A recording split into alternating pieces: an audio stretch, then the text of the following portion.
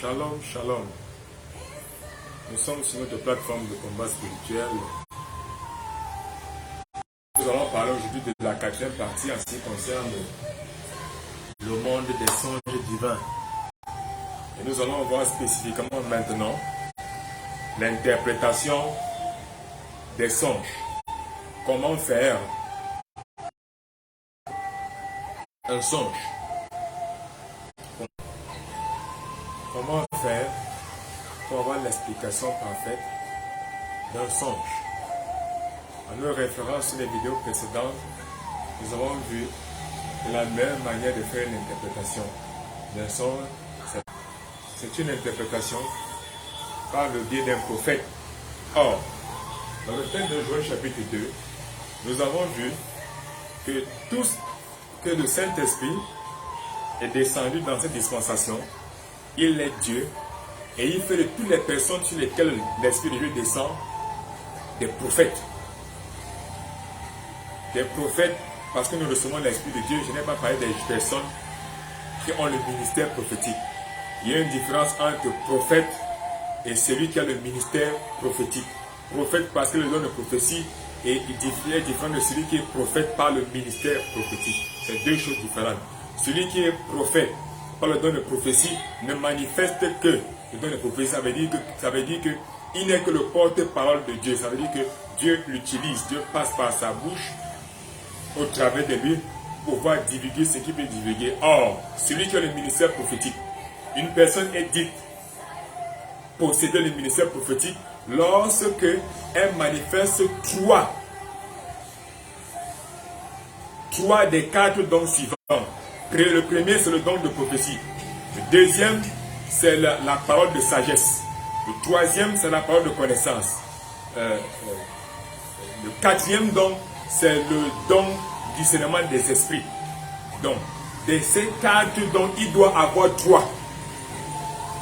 Pas deux, il dit trois. S'il a les trois sur les quatre, là, c'est quelqu'un qui a le ministère prophétique. Donc,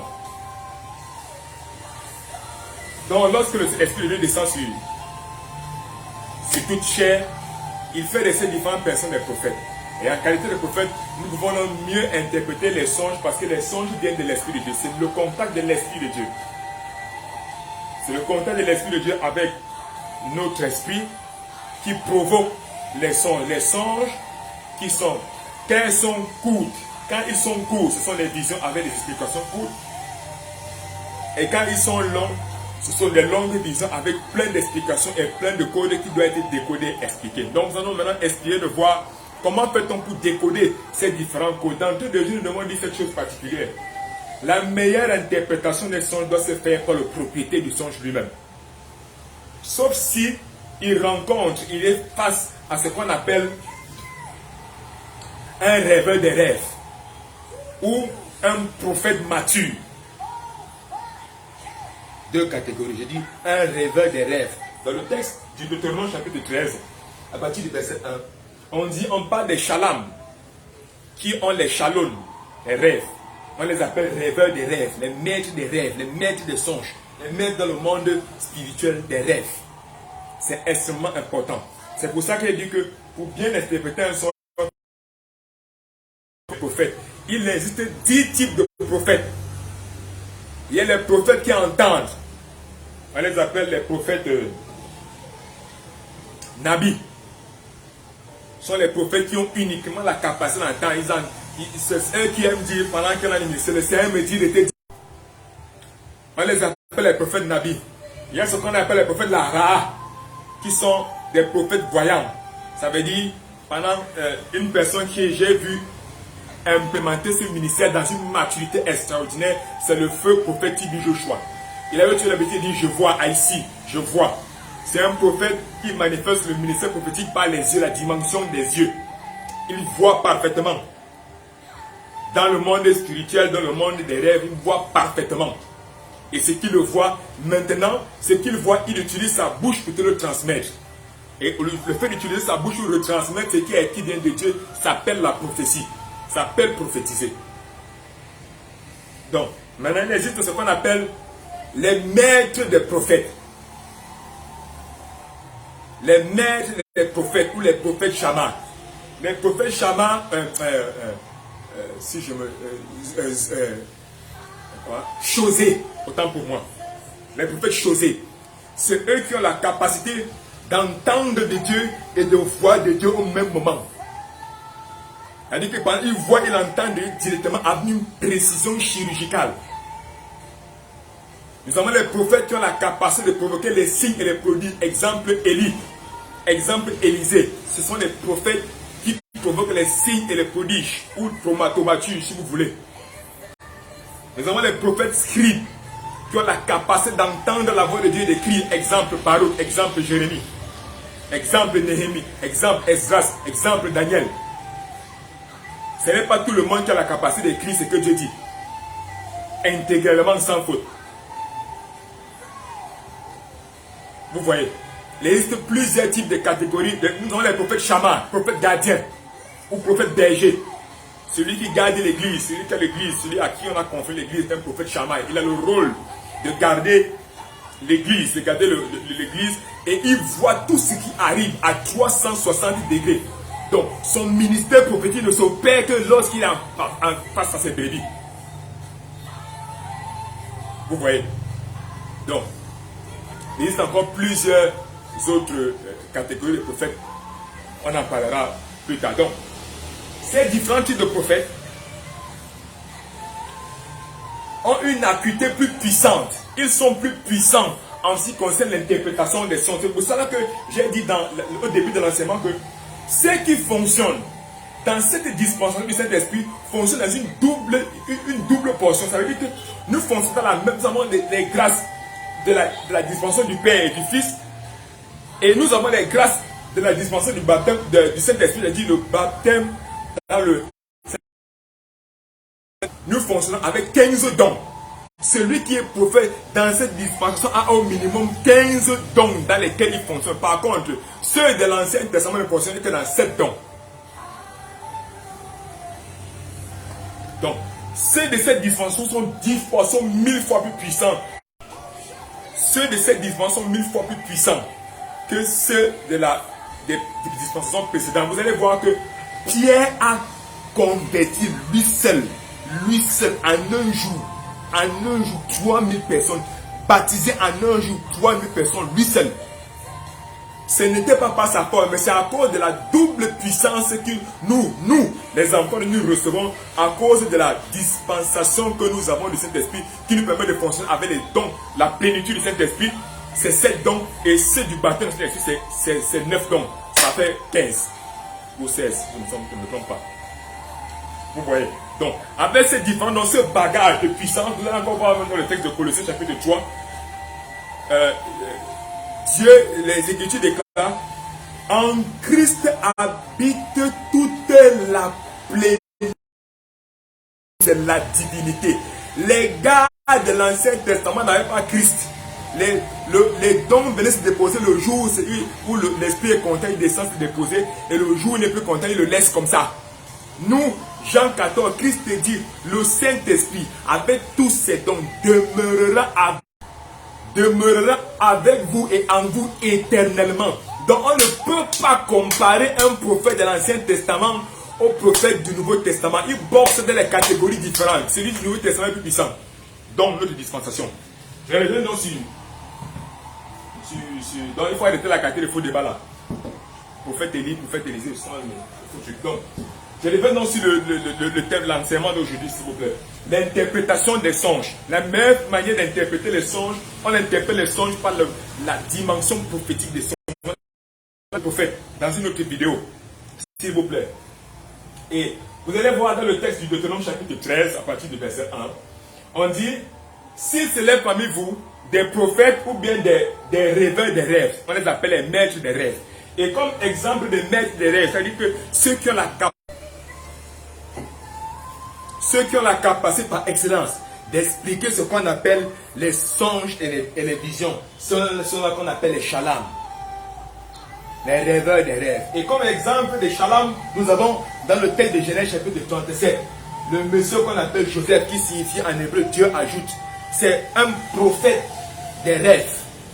un prophète des songes, un prophète, un grand, c'est l'un des plus grands.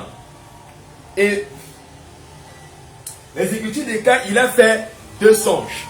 Nous avons dit que le songe est une vision qu'on voit de Dieu lorsqu'on est un prophète mineur, c'est-à-dire un petit bébé. On n'a pas l'explication de ça et ça va se réaliser très très longtemps après.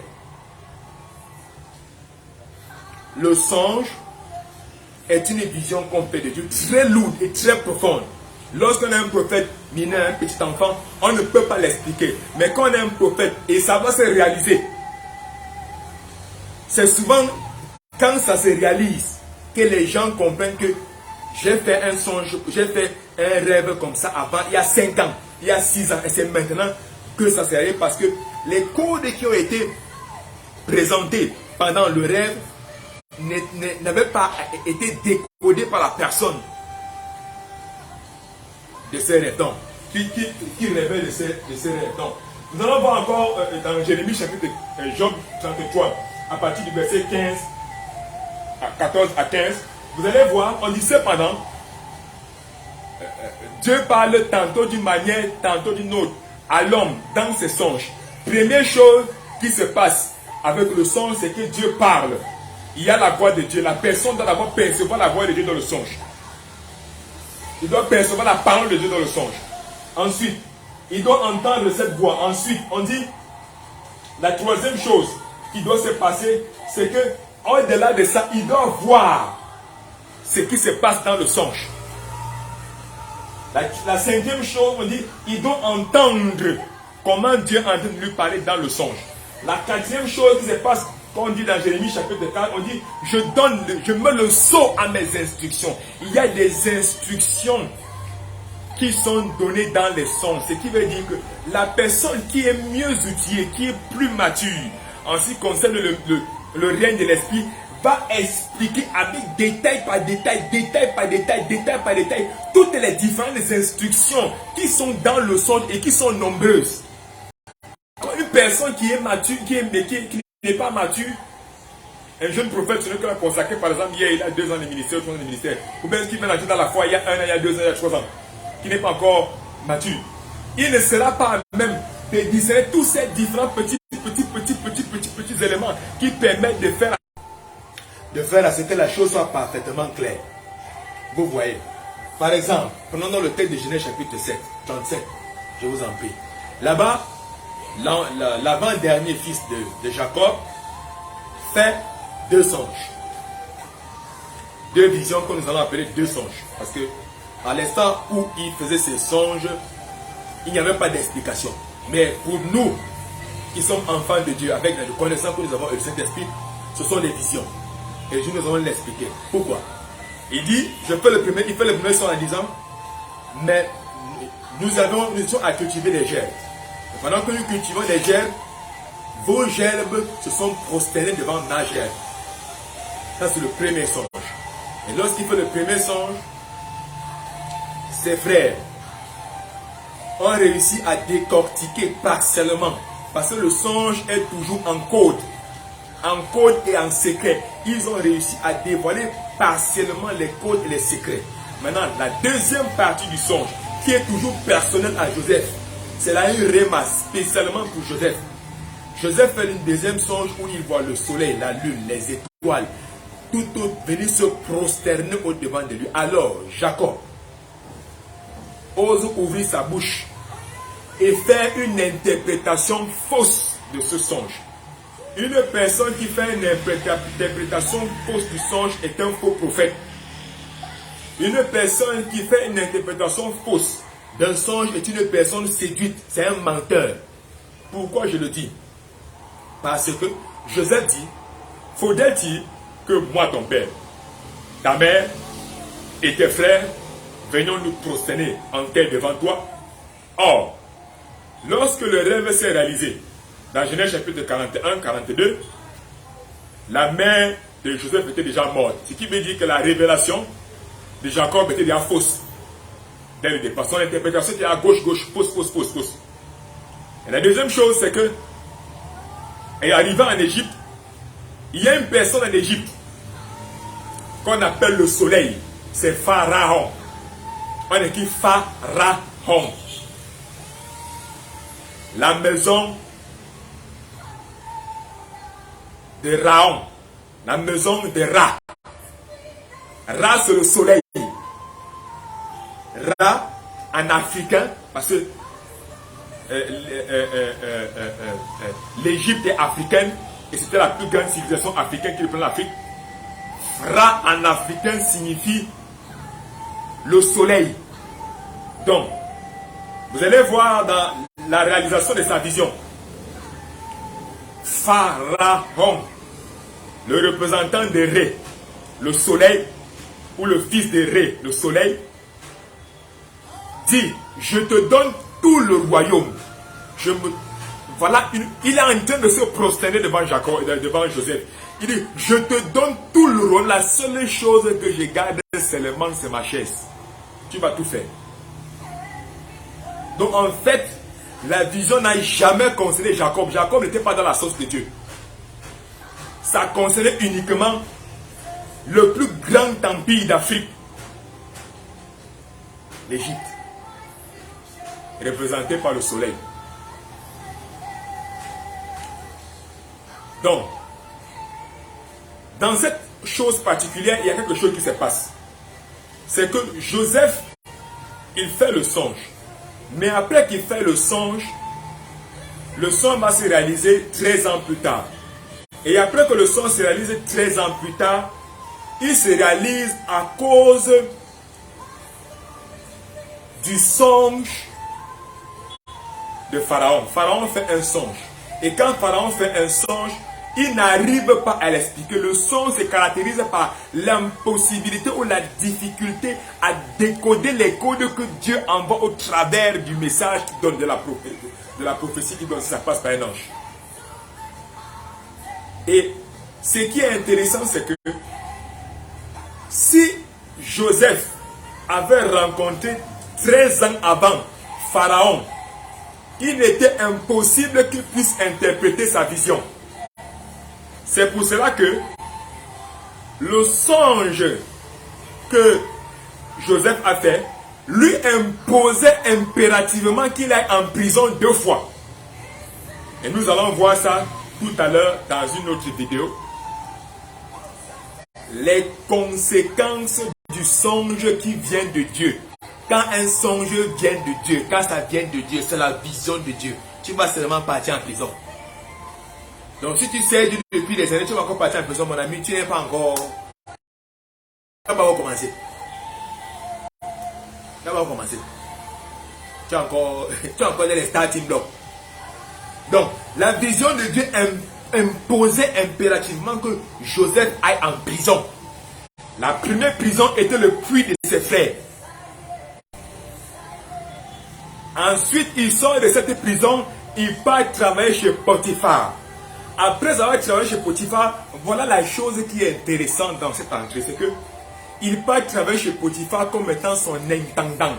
L'intendant signifie en grec économia ou bien administrateur. Ça veut dire que celui qui a la capacité de gérer. Or, de nos jours, pour être un intendant ou un administrateur, il faut connaître la comptabilité. Il faut connaître le marketing. Il faut connaître l'administration. Il faut connaître la gouvernance. Il faut connaître on appelle ça comment? La communication. Il faut connaître les arts de la communication. Il faut avoir des plans de communication. Il faut avoir des notes de charges. Il faut avoir des cahiers de charges. Joseph était obligé de... pour apprendre comment on maîtrise toutes les données que je viens de citer maintenant. Il est parti apprendre chez Potiphar il est parti apprendre le leadership chez lui. Comment on gère les gens. Il n'avait jamais géré personne dans la maison de son père. Il était obligé de partir chez Potiphar pour savoir comment on gère une maison. La gestion de la maison qu'il a faite pendant des années lui a permis d'avoir la sagesse pour gérer le pays. Maintenant, vous voyez. La gestion administrative qu'il a fait chez lui, les différents cahiers de charges qu'il écrivait, Toi, tu es bonne. Voilà le cahier des charges de la bonne. Voilà comment la bonne se comporte. Voilà comment elle fait. Toi, tu es vendeur. Voilà comment un vendeur fait. Voilà comment un commerçant fait. Le fait qu'il a pris chez Potiphar à rédiger tous les différents cahiers des charges administratifs de ces différents postes qu'il devait manager lui permettait de le rêve de Pharaon.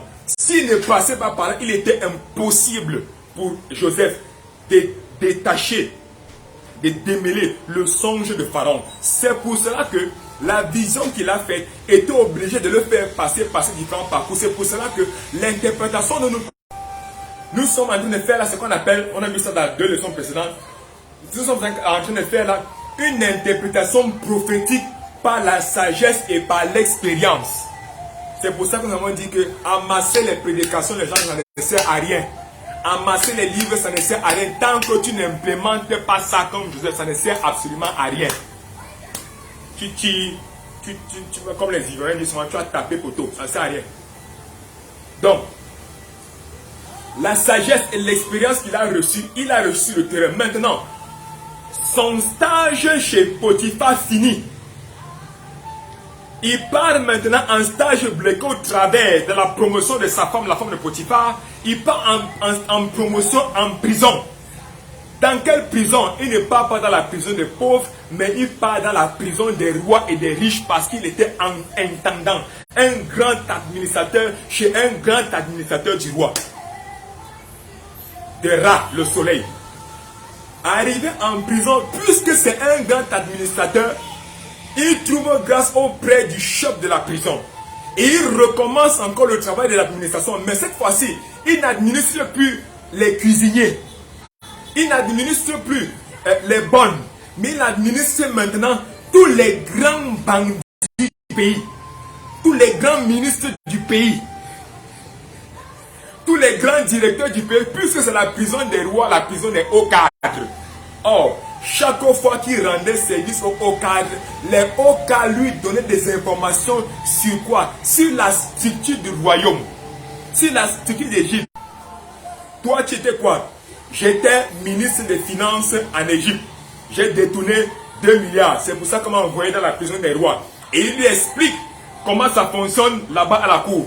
L'autre, vous allez voir par exemple les chansons du roi. Le gestionnaire de la cave à vin du roi de toute l'Égypte est en prison en Égypte. Le gestionnaire de toute la cuisine d'Égypte, le boulanger, est en prison dans cette prison. Et il lui révèle des secrets et ils font des songes. Et fort de toutes ces différentes informations qu'il amasse par la sagesse, par la patience et par l'expérience, il parvient à interpréter prophétiquement leurs différents songes. Qu'il a interprété prophétiquement se réalise. Et c'est ces différentes interprétations prophétiques qui lui donnent maintenant accès aux songes du roi, qu'il peut interpréter non pas par révélation, mais à cause des différents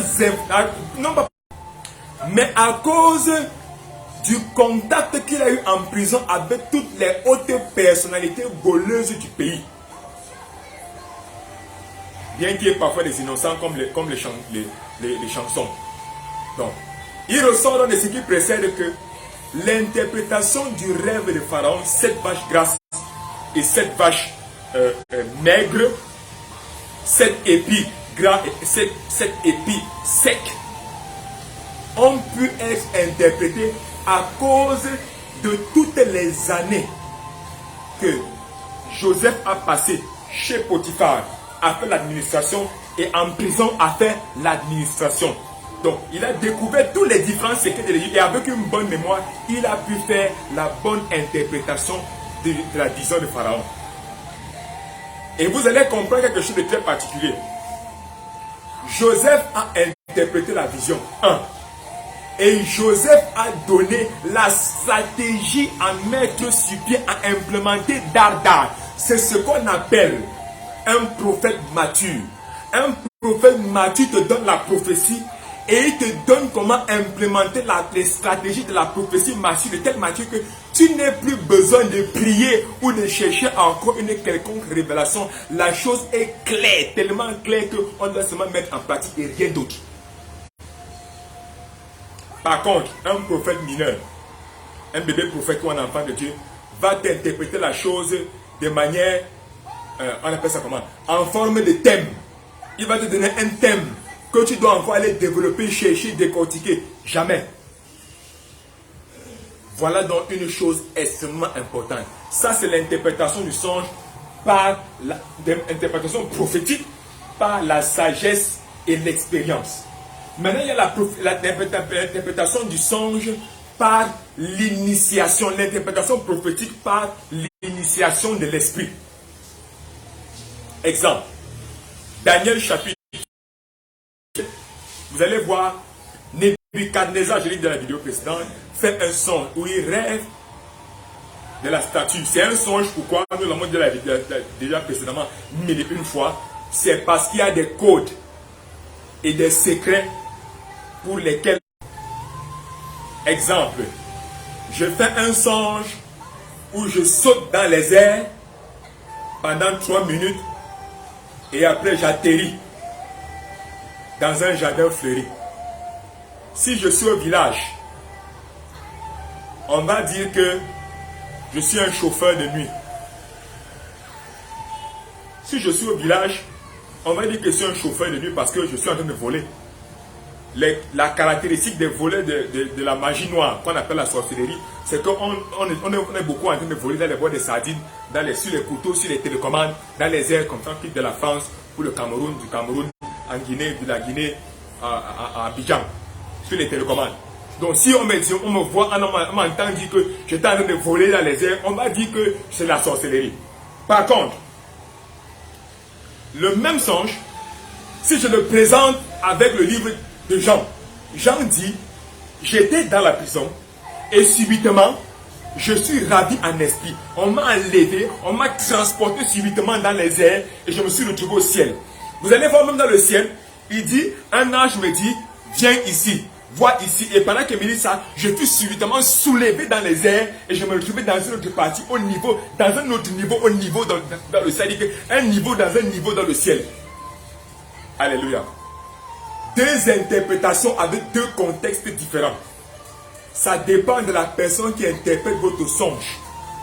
Si la personne est un médiocre, les révélations seront médiocres. Si la personne est mature, la révélation sera tout aussi précise, à telle manière que tu n'as plus besoin de prier, tu vas seulement appliquer ce qu'il va te dire. Alors nous avons le son de Daniel, de Nebuchadnezzar. Nebuchadnezzar fait le son sur la statue. Donc, il fait le songe de la statue. D'or, d'argent, de fer, de sable et tout ça. Je pense que c'est une révélation assez facile. Qui représente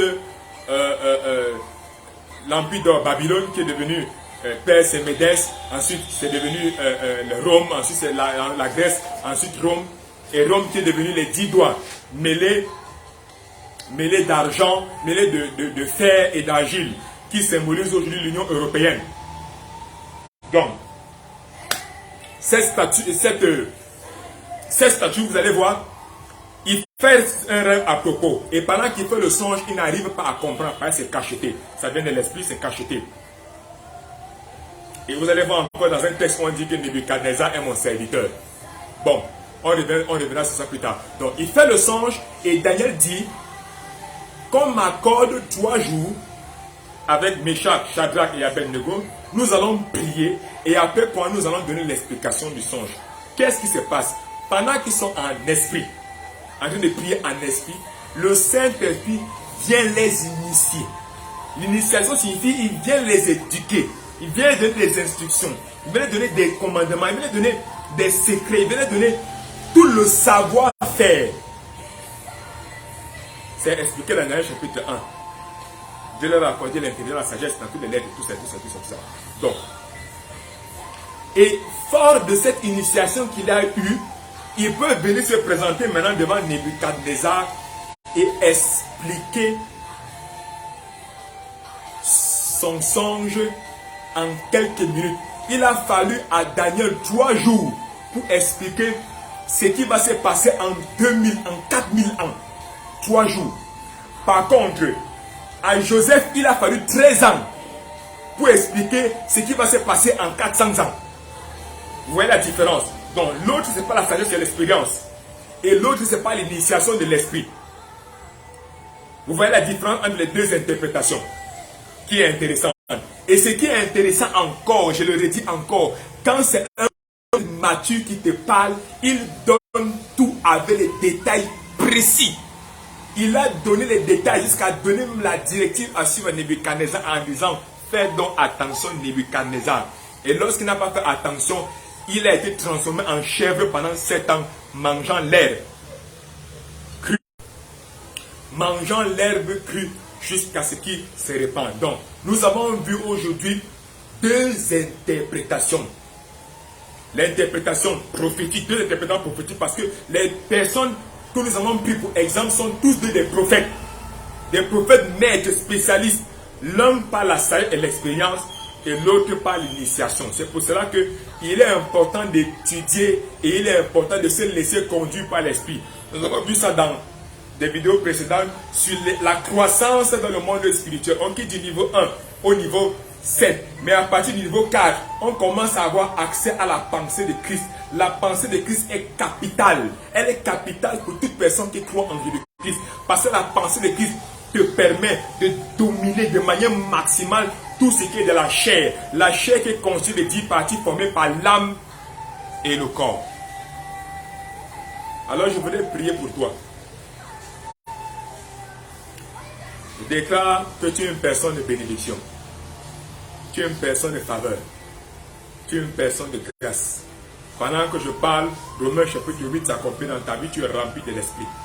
L'esprit ouvre ton entendement, il ouvre ta réflexion, il ouvre te donne accès aux 5 dimensions spirituelles par les sens, te donne accès au règne de l'esprit. Tu es une personne de faveur. Toute forme d'esprit impur qui s'oppose à cela soit chassée, liée au loin au nom de Jésus. Toute forme de barrière soit brisée, chassée au loin au nom de Jésus. Toute forme de forteresse, de raisonnement de hauteur, de barrière qui s'élève contre cette connaissance soit brisée,